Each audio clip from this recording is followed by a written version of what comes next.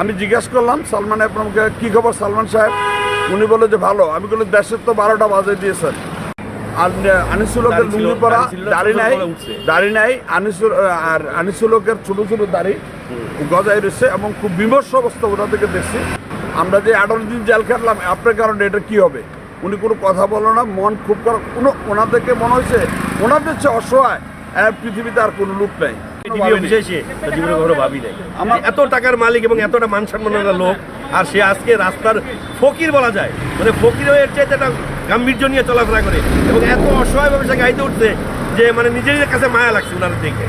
সাইফুল ইসলামের রুম থেকে আমরা বুঝতে পারিনি, সিঁড়ি দিয়ে নামতেছে, এর মাঝে দেখলাম 2 ভাগের সিঁড়ি দাঁড়াই আছে। এর মাঝে দেখলাম আনিসুলক এবং আমরা বললো ক্যামেরা অন করবেন না, নাইমা সুজা। আমরা যে নিচে দাঁড়াইলাম, সালমান রহমানকে আর আনিসুলককে ডিবি ধরে নিয়ে আইসা হাইস গাড়ির সাদা গাড়িতে উঠাচ্ছে। আমি জিজ্ঞাসা করলাম সালমান একরমকে, কি খবর সালমান সাহেব?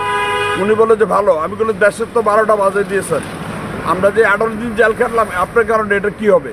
উনি কোনো কথা বলো না, মন খুব খারাপ।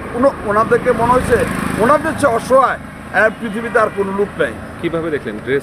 ড্রেস সাদা ড্রেস পরা, আর আনিসুলকের লুঙ্গি পরা, দাড়ি নাই আর আনিসুলকের ছোট ছোট দাড়ি গজায় রয়েছে এবং খুব বিমর্ষ অবস্থা ওটা থেকে দেখছি।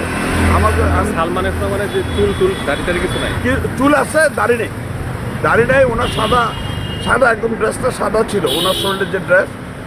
তারপর আমরা কিন্তু এত কিছু খেয়াল, আমরা শুধু ওনার ফেসটার দিকে তাকিয়েছিলাম, ওনার অসহায়ত্বের দিকে। এবং আমি বললাম যে আপনারা কেন এই দেশটাকে ক্ষতি করলেন? উনি কোনো কথা বলার পর আমাদেরকে ডিবি বললো যে আপনারা সরেন। আমরা সইরা দাঁড়াইছি, ওনাকে গাড়িতে বসাইলো, এখন কোর্টে নিয়ে যাবে, বাকিটা আল্লাহ ভাববে। ওনাদের বিচার যেন হয়।